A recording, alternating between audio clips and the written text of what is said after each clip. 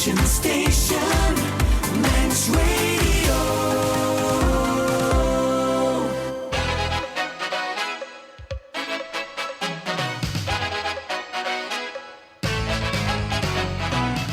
Yes, it's that time again, Mannin Line, and Andy having another week off, but hopefully be back next week. So what are you wanting to talk about? 66 13 68 is the number. You can send messages on WhatsApp, 166 177, or email studio@manxradio.com. Tomorrow is Budget Day. What do you think we're going to find out tomorrow?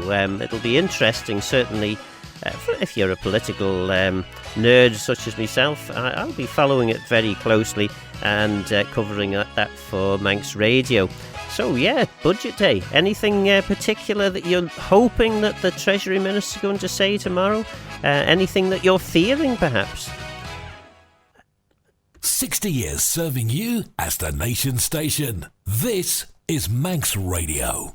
And indeed it is. And there was loads of comment on Friday's programme. I might get to some of those texts, but we've already got some in, and it's a nice one here. Well, the first one, will we have to keep the taxi driver when he comes out of prison on benefits? That wasn't the nice one, I have to say. But I don't know. I don't know anything about the circumstances of the taxi driver. And then this was the nice one. Wishing you a very happy birthday, Phil. Enjoying you on the Mannin Line. That's nice. I'd almost forgotten it was my birthday too. However, we have. This is a programme not for me to be happy about my birthday. It is actually a programme for you to call in, and that's just what David Q. I wonder, is it David Q from Onken, wants to talk about the Roundhouse and the Minister's word? Yeah, Phil, I've got to give you credit. An excellent programme on Sunday, giving us the full details and the background of what's happened when Braddon Commissioners put a project together for the Roundhouse in Braddon. And it brings to mind to me, now we know that the roads are not adopted around the hospital. Now, that was a shock to me. I didn't know that. So when something happens up there, what do we do?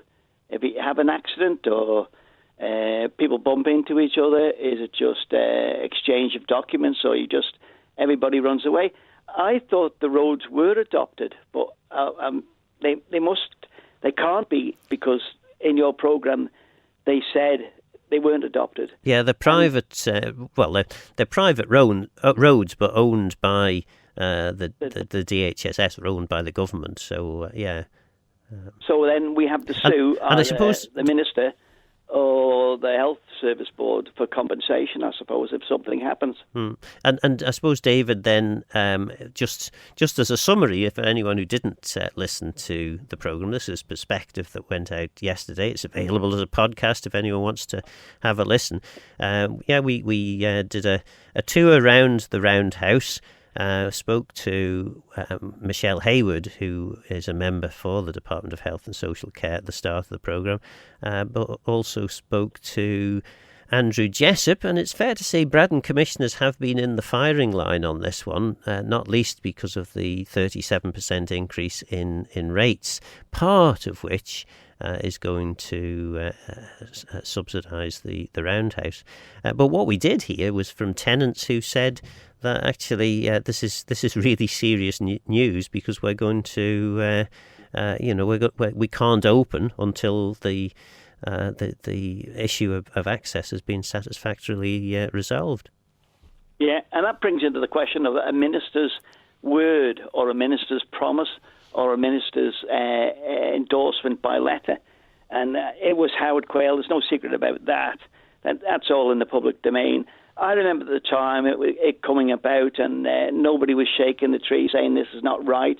They were actually welcoming it, that was going to happen in the Braddon area, and for the sport around the island. Do you know, you probably don't know how difficult it is to get venues in the winter time anyway, for people to play sport.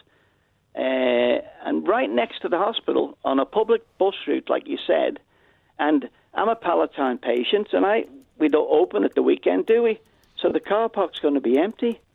I just can't think why, and I wonder why Miss Haywood was the speaker on that, and not the minister. Because well, I can explain that, David. That was primarily because I was actually interviewing Michelle Haywood about another matter, and I knew I was doing the programme, so I just asked her whether she was willing to make a comment. Certainly, if the minister is listening, or indeed was listening, I'm more than happy to hear a bit more from the minister. Because effectively what Andrew Jessup was saying was the minister appears to be being quite intransigent and saying things like, it doesn't matter what anyone else says, he's decided they're not going to have access. Which did seem strange, and again, we only have Andrew Jessup's word for that, so we'll have to. Certainly the opportunity will be given to the minister to respond. So. Yeah. And we've got things in writing, haven't we? We got the note that's been circulated now that Mr. Quayle wrote as the Minister for Health at the time, and then formally became Chief Minister. So nobody challenged it, and he didn't renege on his statement that he made. I just wonder whether the Minister of Health, what's he trying to achieve to stop a local authority providing a function or a facility for people to use? What's his angle? What's he trying to get at? I can't believe that two people can't get round the corner, or the Chief Minister now says to them, sort it out. We've got bigger things on our plate. I mean, David, I don't know. I mean, people will no doubt have their views on how politics works, but I always understood that the role of a minister was to try and resolve issues, not least because they have a habit. Little issues have a habit of blowing up in your face if you don't find ways to make the issues or resolve the issues. It doesn't appear to be that way anymore. I think certainly some ministers seem to relish the opportunity to have a fight.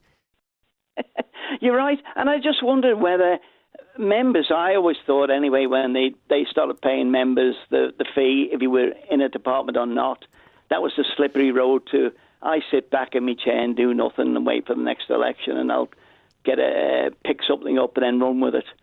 I feel that's sad when the island's not progressing. And you know who suffers? The population, don't we? We all suffer if nothing's resolved, and I'll leave it at that. I'll give the chairman for Braddon, I won't mention his name, Jessup anyway, a tick in the box. At least he's done something, provided something, and achieved it. And here we are, the national government, trying to stop it.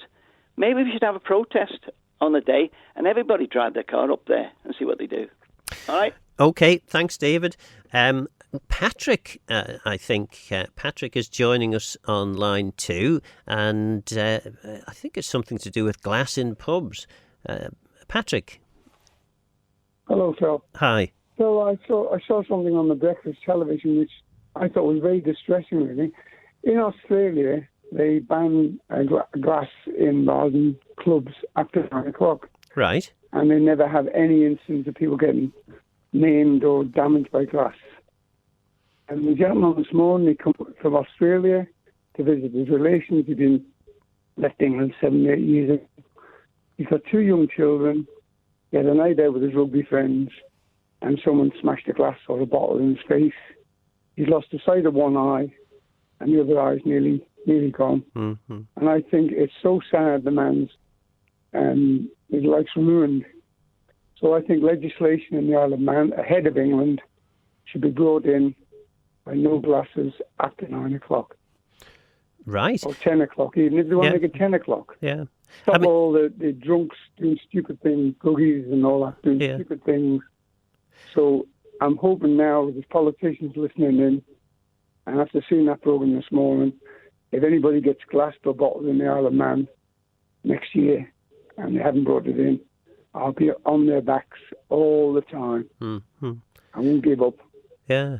Yeah, I mean, it's certainly, when you look at glass, the pint glasses or even half pint glasses, they can be used for the wrong purposes as well as the right purposes. And you would think in this day and age it would be easy enough to find alternative materials. Well, it works in Australia. Yeah. Why can't it work here? Yeah. Why can't countries follow suit?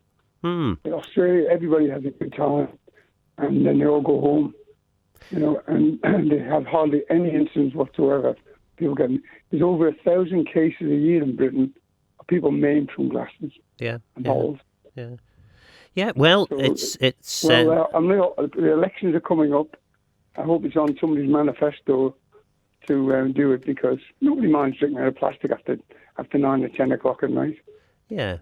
And it You know, wouldn't, it's already as you half say, it cooked. wouldn't be a difficult thing, you wouldn't imagine, to No. sort. Yeah. Any bar, if the legislation comes in, and any bar or discotheque or wherever it is, or club, lets them carry on drinking out of glasses, they should be fined heavily or lose the license even. That's the Okay. way it should be. Well, thanks for that, Patrick. Okay, Phil. Thank you Cheers, very much. cheers. And don't forget that do exactly what Patrick and David have done. Call 66 13 68 because this is your show.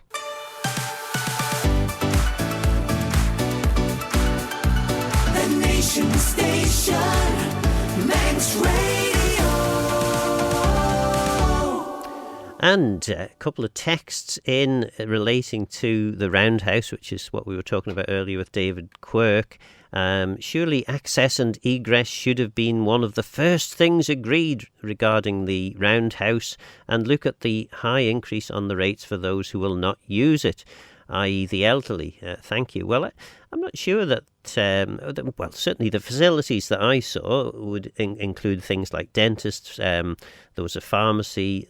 There's quite a range of things. There's a very nice looking cafe there too. So I'm guessing that everyone will have the opportunity to use it. And indeed, as far as Braddon commissioners were concerned, the word of the then minister, and it not just a verbal communication. There's an email with quite an explicit permission granted by the minister for access to the site. Hi Phil, the minister's comments re the roundhouse debacle further illustrate that our current MHKs are totally out of touch with the Manx public. This is possibly the worst administration we've ever had, and it's time for them to stop prevaricating and start doing what the public voted them in to do. Actions normally speak louder than words, but the current Chief Minister and his administration seem to think that words and their egos are enough, and that's from Ian. Then another one, the Braddon rates are going up 36%, I think it was 37. We are dreading the rate demand. Instead of this centre that the majority of us on Braddon were not canvassed, all our household gets in our village is 2 street lights and bins emptied weekly, no footpaths. How are people in the villages without buses supposed to access this ugly centre, and what facilities will it provide to the ratepayers? Well, actually, the facilities that it will provide are quite significant, really. You know, a dentist, a pharmacist, cafes. There's loads of sport facilities. There's a nursery there. So I think it's more than just a sports hall, as I think some people perhaps might have thought. But Howard is waiting for me, and Howard is on line 1. Hi, Phil. Just listen to that gentleman that was talking. I didn't catch it fully because I was in the kitchen and there was a bit of a noise going on. I couldn't hear the full programme.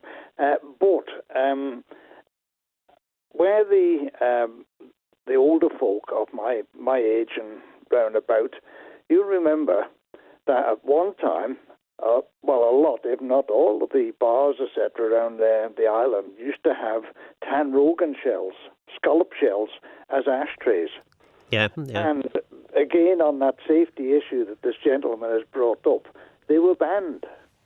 And, of course, they were removed because sitting on every table was at least 2, 3 piece of equipment that could be used in an attack. And in a couple of cases, not too many considering how many were about, there were attacks. So the government at the time said, right, oh, that's your lot, although they stopped smoking altogether in the pubs now, but they done away with the scallop shells, which in essence were a small knife that you can put in your hand. Yeah. And but the problem lies now. What will happen if such times? And Chris pointed this out. That if you're serving a beer and it has to be poured out into a glass, then or given out over the bar, the beer would have to be in a plastic bottle. And also, if you're pouring into a glass, what happens to the legislation that they've just brought in on single-use plastic glasses? You know, it's a bit of a minefield in there. I totally agree with this gentleman that anything like that is, well, it's disgusting. But, and he's quite right in what he says, when the wit's in, or when the drink's in, the wit's out. And that's what happens. Once they get past a certain time of day, then, well... Yeah, sadly, that can happen. I mean, there are some very jolly people who have too much to drink as well. But yeah. It's a social thing now, or it used to be a social, but now they're going out and the sole purpose is to get bladdered. And as I say, the mouth is open before they engage the brain, and that's when the fights start. I haven't been in a pub, I have to agree, or a nightclub. I wouldn't even know what the inside of them looks like now. Not unless I got my Zimmer frame with me. But I haven't been in a pub for ages, so I don't know what the atmosphere is like in them. But when I was going into them, some of them there, well, you took your life in your hands to go into them.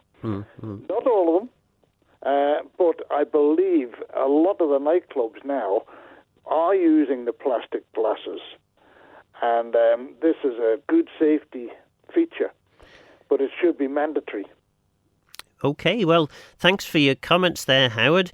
I recall being told by somebody who was big in the chapel that, well, I can kind of understand the fact that the chapels is all closing, but the pubs is closing too.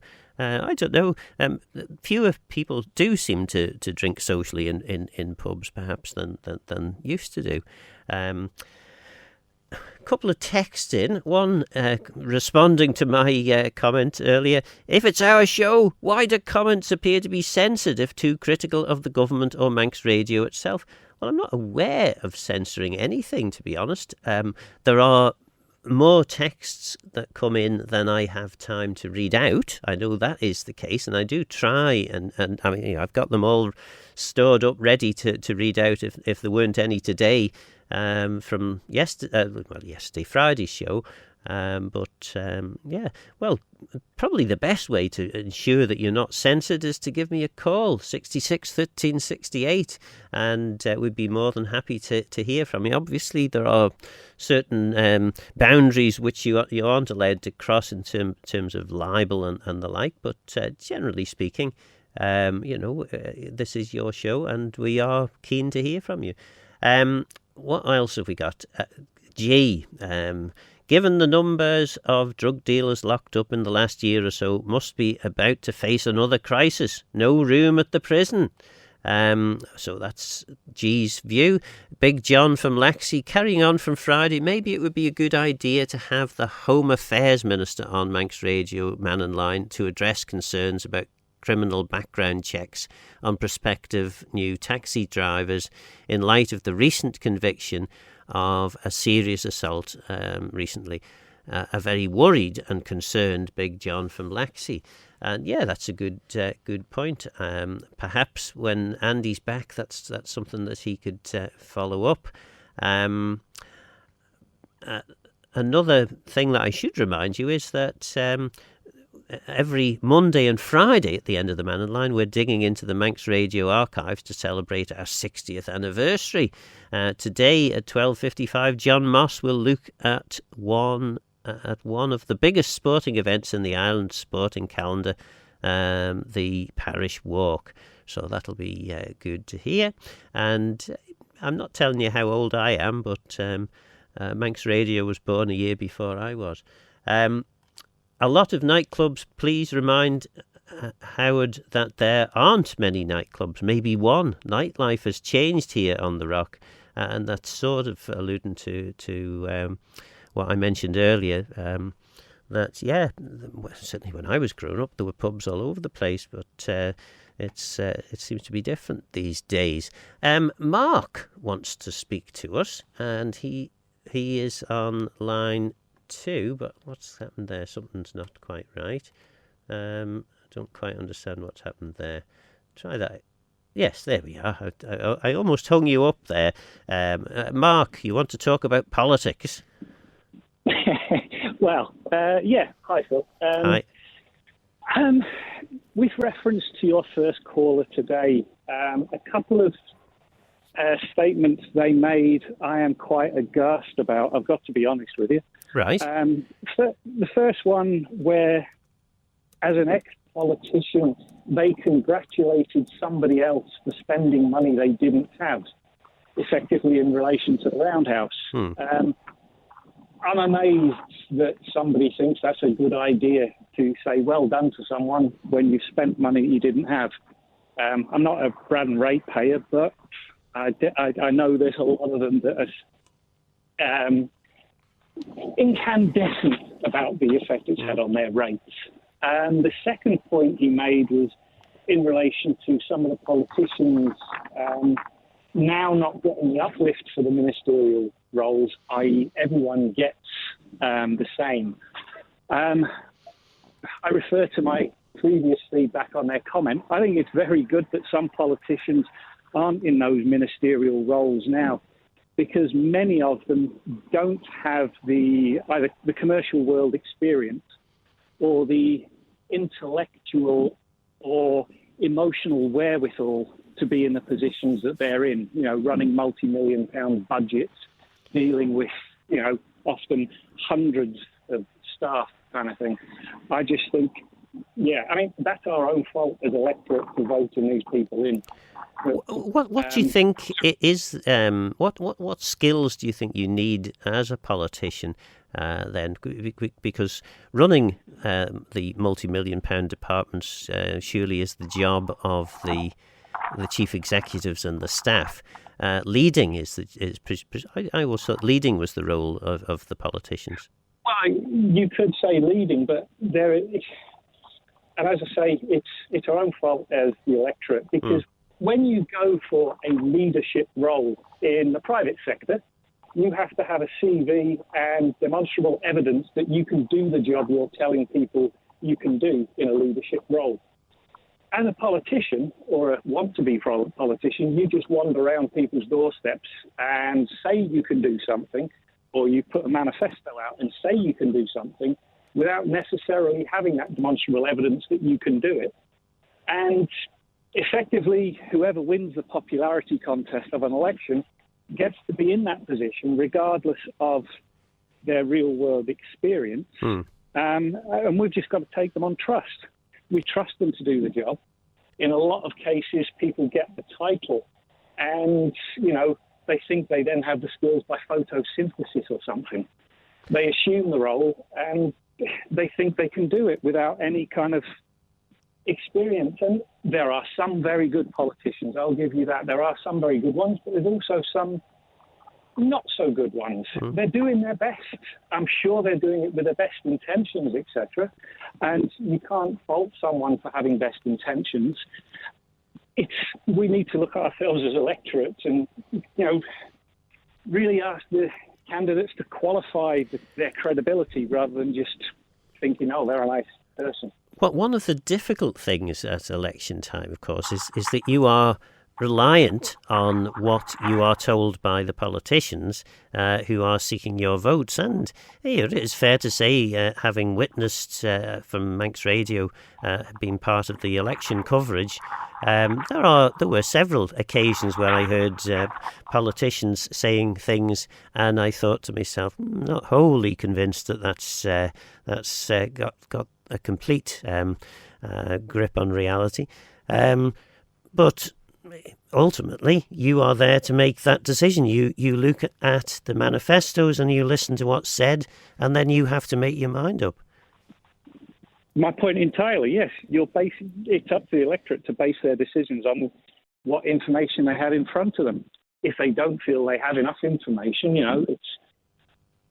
look at many industries, for example, stocks and crypto, etc. They say, do your own research. Yeah. Don't rely on what somebody says on their manifesto. Do some proper digging and research. As I say, I'm sure these people go into the roles with the best intentions.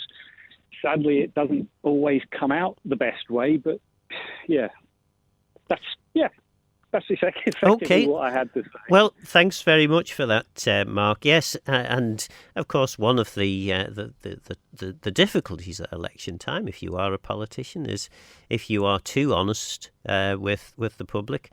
Sometimes you aren't successful because, quite frankly, people want answers, and they want to hear positive solutions, and there are occasions where actually there isn't an easy answer, and sometimes being told that actually we can either not afford the services that we've got, or we have to see the taxes go up to pay for them.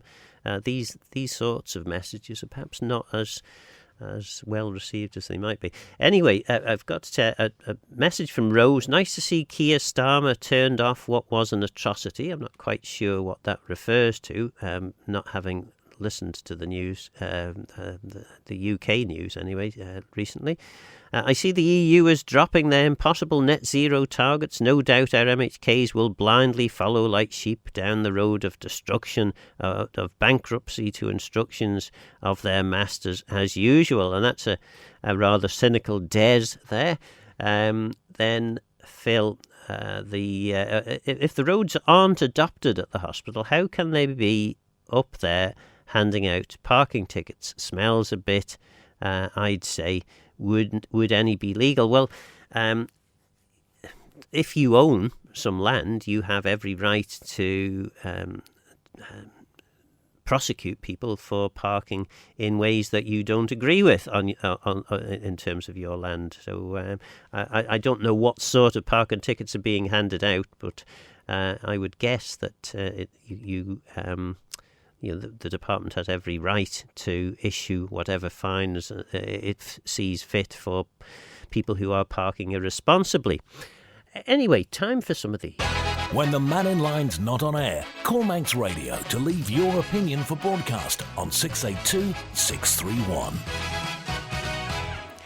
And of course, when the Mannin Line is on air, call 66 13 68 or text 166177, email studio@manxradio.com, and we would be delighted to hear from you on the Mannin Line. So a few more messages. Another birthday message, which is very nice. Faster My Phil, a very happy birthday birthday to you, Dennis Gibney from Banbridge in County Down. Well, thanks very much for that, Dennis. What else have we got here? We have, well done to all unsung officials and supporters who managed to put the FC Isle of Man game on yesterday. Also, credit to the Bury supporters for travelling to the Isle of Man, and that's from Mark. Yes, it was must have been quite a struggle for everyone concerned, thanks to Manannan's cloak that stopped a number of planes landing at Ronaldsway on Saturday. Then floodplains like Ramsey, apart from being good for wildlife and soaking up water, also store carbon, yet they want to build on it, and that's from Alan. Yes, there was, I think it's Fiona Gell, conservationist Fiona Gell has been writing her concerns about this, and the number of texts into the breakfast show this morning about that. Hi, Mannin Line. I have a question about the size of the wind farm turbines. We've just come back to the island via Heysham. Just outside of Heysham are turbines. My question is, are the ones proposed for the island going to be the same size? If they are, it would allow people to understand just how big the ones proposed will be on the island and what they will look like. Perhaps someone in the know could answer this question. Thanks, and that's from texter ending 802. I don't know what size the turbines at Heysham are, but I do know that what's quoted by the MUA is the turbines that are due to be installed in Airy Staine, subject, of course, to planning and a whole range of other things, are around about the same height, if not possibly a little bit higher than Blackpool Tower, which is round about 150 metres high, something like that. Then what have we got? Yes, Ian Shergold from Blackpool writes, hi Phil, polycarbonate glasses can be washed and reused, so the single-use glasses don't need to be used. So you don't need to have, this is, as I say, from Ian, you don't need to have single-use plastic. You can use polycarbonate glasses again and again, which is encouraging news. And then Michael says, people invest in buying mobile phones to find many music apps being infected by Google adverts.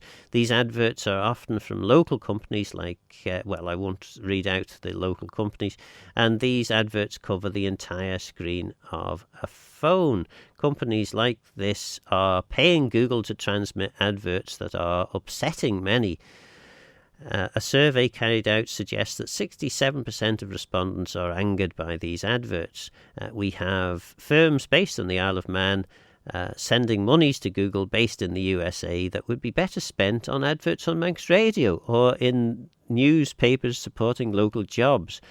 When I write to these companies, they will not answer me, and that's from Michael. And I should say that Michael doesn't work for Manx Radio's advertising team, although he makes some very sound points. I must say I get very irritated by adverts that pop up, and maybe that's because I should be paying for the apps or whatever it is that I'm using. But yeah, the adverts can be a bit of a pain, I find. So I think, Michael has a fair to middling point there. And then what else have we got in here? Oh, there's a WhatsApp message. Parking tickets at hospital are for people who park up there, then get the bus into work in town. The tickets are for no tax disc. So that's from texter into the WhatsApp message 606.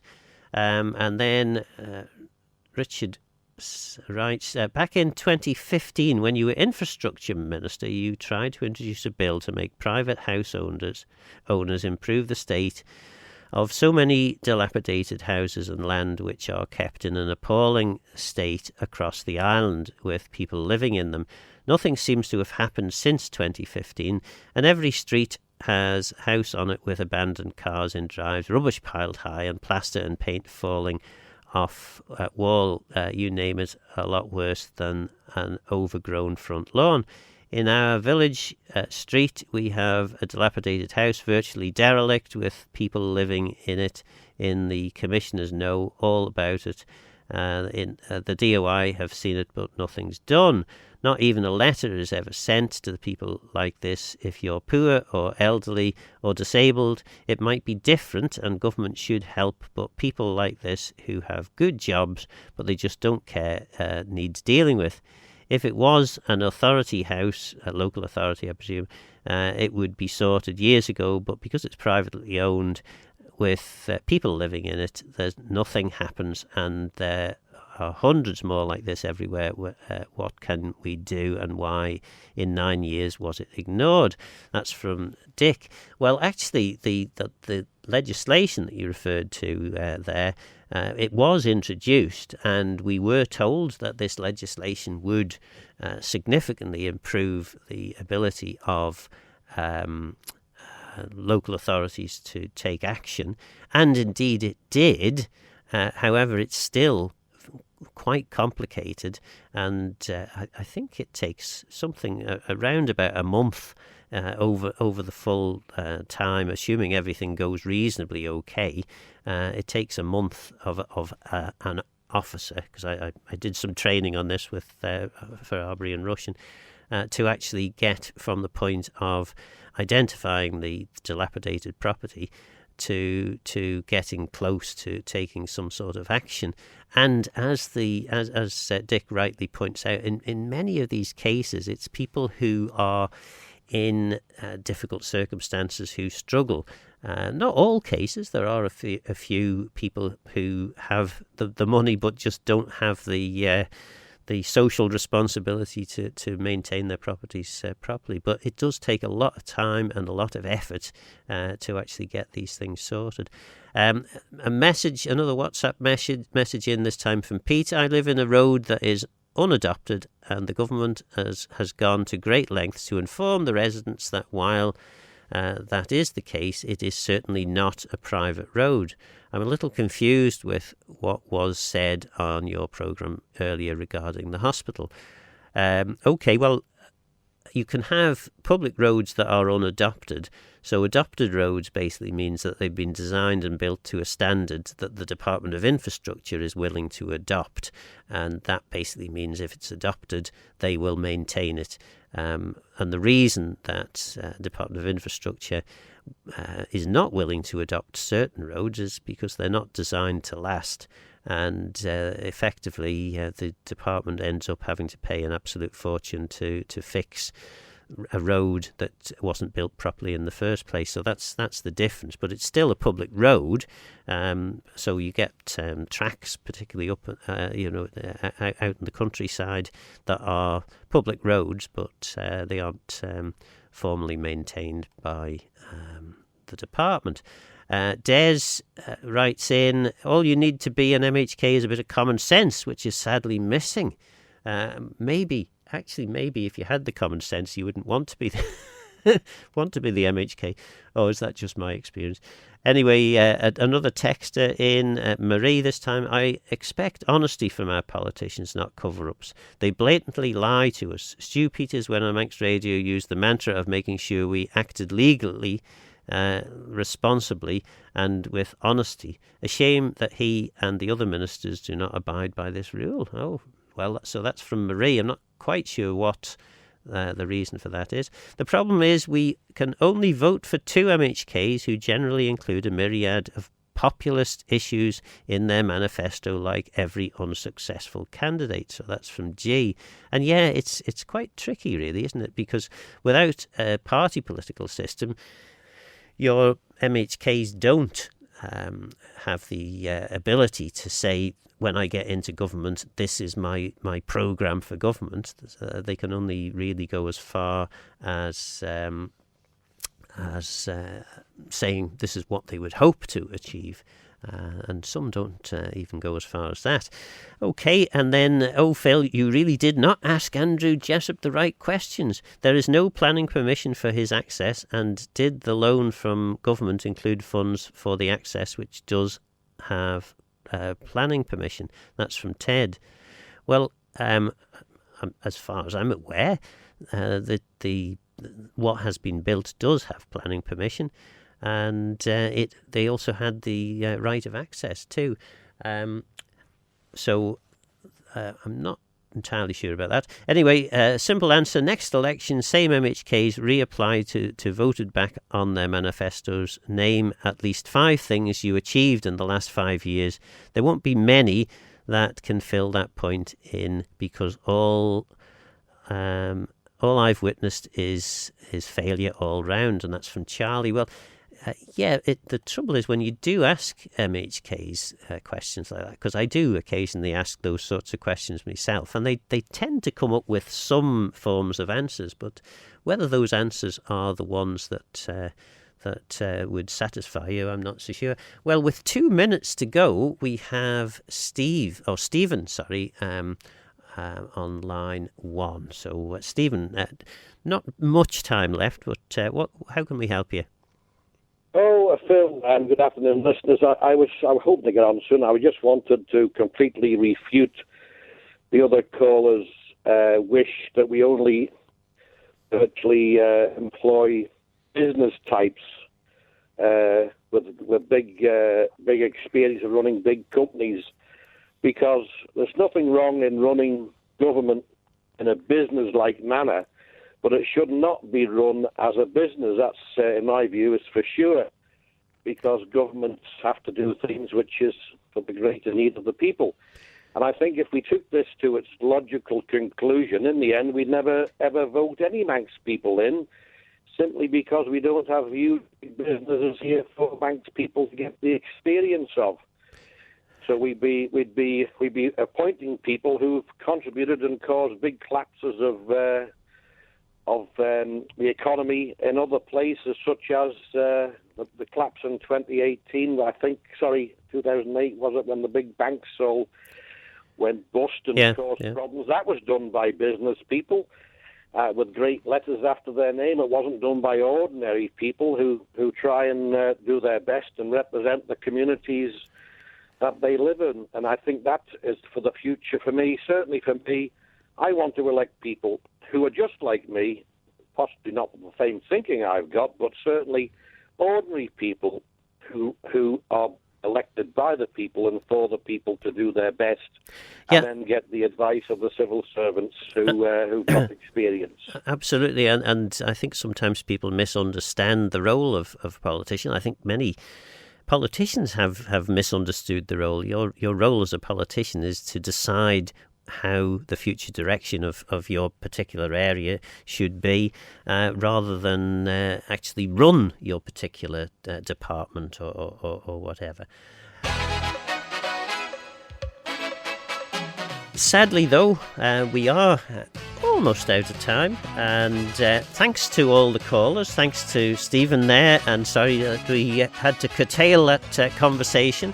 A few more texts in. House will get built no matter what. The houses will get built no matter what. The only way to stop this would be to ban and outlaw the island's secret societies. Ooh. And in that case, does that make Douglas Promenade an unadopted road as it's breaking up after such a short time after renewal? A little bit cynical there from texter ending 762. Thanks to Chris for doing an excellent job again on the switchboard. I think Alex is back tomorrow and on Wednesday, and then I'm back for one time on Thursday. 60 years serving you as the nation station. This is Manx Radio. Every year, the Island stages a truly remarkable athletic event, encouraging all and sundry to walk within the span of a day some 86 miles, touching all 17 parish gates. Well, nearly all 17. There are so many parish walkers these days, crossing over the road at Bratton is deemed undesirable. The first of the events, as we know it, today was in 1960. We're told that 35 started, as opposed to the hundreds that set off these days. Only 4 finished the entire race, the winner being Douglas postman Stan Cleater in 19 hours 50 minutes. Runner-up was Jim Harvey, who was supposedly 16 when he crossed the finish line. However, he was actually 2 weeks short of his 16th, making him the youngest ever finisher of the parish walk, a record which will almost certainly never be broken. But if we go back to 1852, we find John Cannell of Douglas, who headed on horseback to go round the 17 parishes. The following year he did the same on foot, so the first finisher, 15 hours he took. Now, in 1976, I spoke to someone who was proving to be one of the most successful parish walkers ever. By coincidence, his name was John Cannell. The real lonely part is really about 2 or 3 o'clock in the morning. This is when it really, at your lowest ebb, really. And of course, late this year, it's starting later in the evening, starting at 6 o'clock now. Presumably to take in the cup final? Yes, I believe, yeah. What do you regard as the worst patch? Personally, the worst patch for me is between, say, Peel and Kirkmichael. It's a bit of a lonely stretch. Up north, I don't mind, but it's quite a long stretch from, say, Derby to Bride. It's 7 miles. Must be nice to turn the corner at the top and head for home. Oh, yes. Yeah, mind you, the lovely. long, well, how far is it from the top back to Douglas? From Maccles? From Maccles, it's about 15 miles. Do you have to steel yourself each year to put in that entry form and put your £1 down? Yes, I think so. It's a bit of an effort. Yes, yeah. Now, I want to talk about there have been about 60 finishes, I think, in the history of it. Yes. There's only been one time when one person has finished. Yes, Steve Gawne in 1977. He's been described as a walking machine. Yes. Do you think that's accurate? Yes, I believe. I think it is. He's a great man, Steve. He's like the Mississippi. He just keeps goes on and along, doesn't he? Yeah. Part of Island life for 60 years. This is your Manx Radio.